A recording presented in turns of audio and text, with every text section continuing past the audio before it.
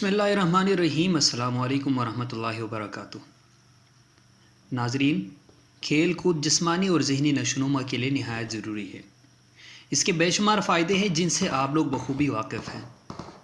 برسوں سے لوگ جسمانی اور ذہنی نشوونما کے لیے مختلف گیمز کھیلتے آئے ہیں، گھڑ سواری، تیر اندازی، فٹ بال، کرکٹ وغیرہ۔ لیکن یاد رکھنے والی بات یہ ہے کہ گیم وہی آپ کو فائدہ دے گی جس میں آپ کا پورا جسم حرکت میں آئے، ایسی گیم نہیں جو آپ موبائل یا کمپیوٹر پر بیٹھ کر کھیلتے ہیں۔ آج کی ہماری گفتگو کا موضوع نوجوانوں میں سب سے مشہور کھیل یعنی پب جی ہے، جس کو انٹرنیٹ کی دنیا کا مقبول ترین گیم کہا جاتا ہے۔ پب جی یعنی کہ پلیئر اناؤنس بیٹل گراؤنڈ۔ یہ ویڈیو گیم جنوبی کوریا کی ایک کمپنی بلو ہول کے ذیلی ادارہ پب جی کارپوریشن کے ذریعے تیار اور لانچ کی گئی ہے۔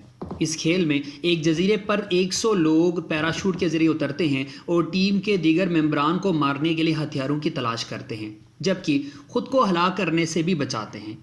کھیل کا آخری زندہ بچانے والا فاتح ہوتا ہے۔ پب جی پر پرتشدد کھیل ہونے کا الزام ہے، اسی وجہ سے چین میں اس پر پابندی عائد ہے۔ اس کھیل کے بے شمار منفی اثرات ہیں اور آج ہم اس کھیل کے منفی اثرات اور اس سے ہونے والے اب تک کے نقصانات کا ذکر کریں گے۔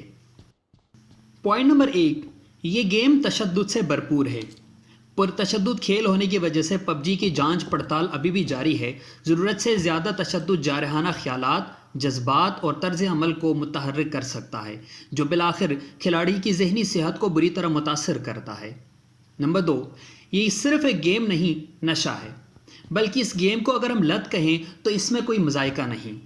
بہت زیادہ پب جی کھیلنا آپ کی تخلیقی صلاحیتوں کو بگاڑ دیتا ہے۔ یہ صرف ایک گیم نہیں جس کو ہم اپنی مرضی سے چھوڑ دیں، بلکہ یہ ایک عادت ہے جس کو چھوڑنا غیر معمولی کام ہے۔ نمبر 3، آپ کی سماجی زندگی یعنی کہ سوشل لائف کو تباہ کر دیتی ہے۔ اس گیم کے چلتے آپ اپنے معاشرے سے کٹ کے رہ جاتے ہیں، آپ اپنے ماں باپ، بہن بھائی اور پورے معاشرے سے الگ ہو کر رہ جائیں گے۔ نمبر 4، آپ کی صحت کو تباہ کر دیتی ہے۔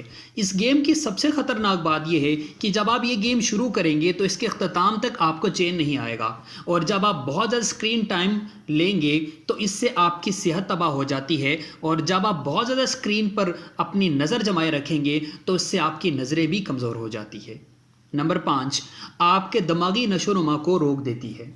نشے کا تعلق آپ کے جسم سے نہیں، دماغ سے ہوتا ہے۔ جب کوئی انسان نشہ کرتا ہے تو اس کے جسم پر نہیں بلکہ اس کے دماغ پر سب سے پہلے اثر انداز ہوتا ہے۔ یہ گیم کچھ ایسا ہی کرتی ہے، یہ آپ کے سوچنے، سمجھنے اور دماغی بڑھوتری یعنی کہ مینٹل گروتھ کو روک دیتی ہے۔ نمبر 6، آپ کی نیندیں حرام ہو جاتی ہے۔ اس گیم کی وجہ سے آپ کی نیند بری طرح متاثر ہوتی ہے، آپ کے سونے اور جاگنے کی عادت بگڑ جاتی ہے۔ ایسے میں آپ دن کو رات اور رات کو دن بنا دیں گے، جس کی وجہ سے آپ کی صحت اور ذہانت دونوں جاتی رہیں گی۔